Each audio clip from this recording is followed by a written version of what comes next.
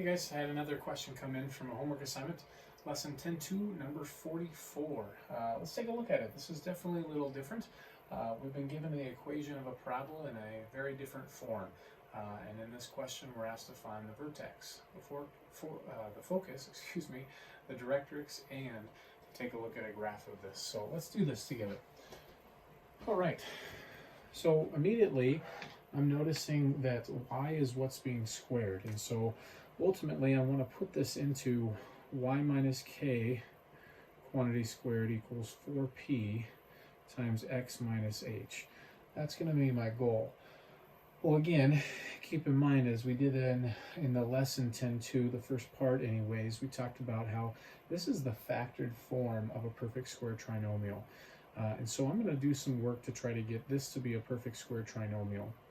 If I was to complete the square on this y squared plus 2y part, I'd take my b value, 2, cut it in half, 1, and square it, 1. And so that would mean 1 of this 33, I want to group with this y squared plus 2y, and that will be a part of this perfect square trinomial. So I'm going to go ahead and rewrite this as x equals 1/4 times y squared plus 2y plus 1 plus 33. Now keep in mind that if I wanted, I can distribute this 1/4 through everything. I'm going to choose, for this problem, to just distribute it. I'm going to rewrite it like this. And I think you'll understand why. But I'm going to just distribute it to all of this by attaching it outside the set of parentheses to all of that. And then I goofed. Right up here, this wouldn't be plus 1 plus 33. It's plus 32. Together, those two need to make the 33 we had in there. Glad I caught that real quick. So 1/4 times y squared plus 2y plus 1, and then 1/4 times the 32. Well, what's 1/4 of 32? That's 8. So I'm going to bring that 8 on over to this side. So I have an x minus 8 equal to 1/4. Now this thing is a perfect square trinomial. It always factors down as a binomial squared, y plus 1.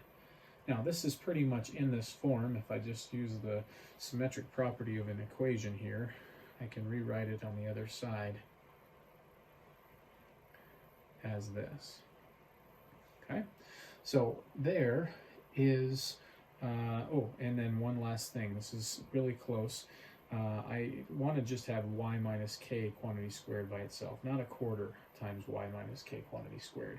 So I'm going to get rid of that quarter by multiplying both sides by 4.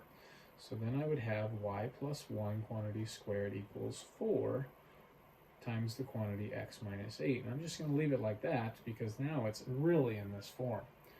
Okay, so from this form, I should be able to pull my vertex. Remember, the vertex is always h comma k. So h is what's being subtracted from x, which is 8.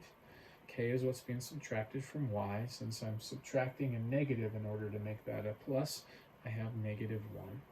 So there's our vertex, 8, -1. Because y is squared, we know this is opening left or right. Because our p-value, which this is not p but 4p, but because our p-value is positive, we know this is opening to the right. Okay, so next I would say, well, 4p has to equal 4, so thus p is 1. Okay, so I can use that to come up with our focus. Since we just said that this is a parabola that is opening to the right, okay, the p-value is our directed distance, or distance from vertex to focus. If I need to go 1 to the right, that's going to impact my x-coordinate. I need to add this p-value to my x-coordinate because we have a horizontal axis for this parabola. So that would be, our focus is at 9, -1.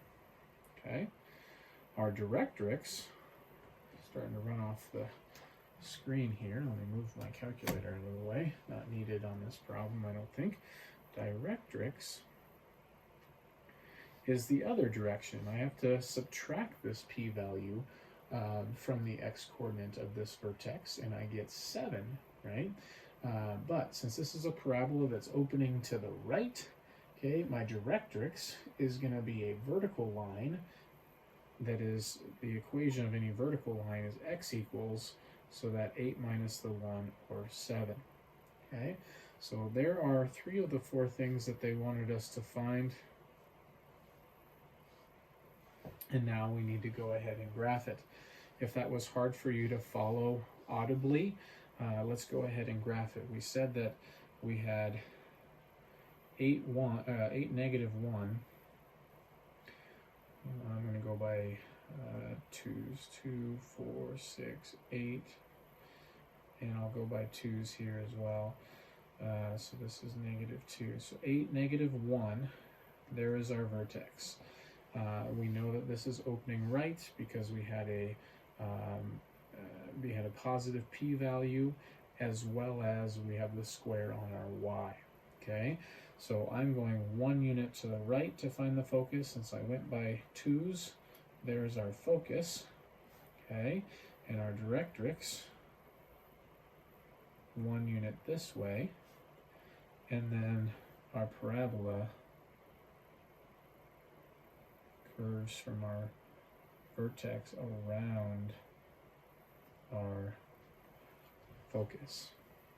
Okay, so that would be an appropriate graph of this parabola. Okay, so hopefully that helped.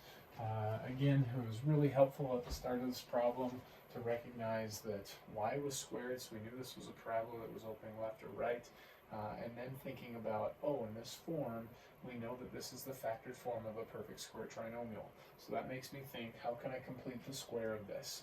So I just chose, instead of taking a quarter of the 33 and moving it over to that other side and then completing the square on this, I just chose to break this up, realizing that what I needed to complete the perfect square trinomial that started with these 2 terms was built inside of that. Okay, so hopefully that helped. Again, thanks for reaching out with a question.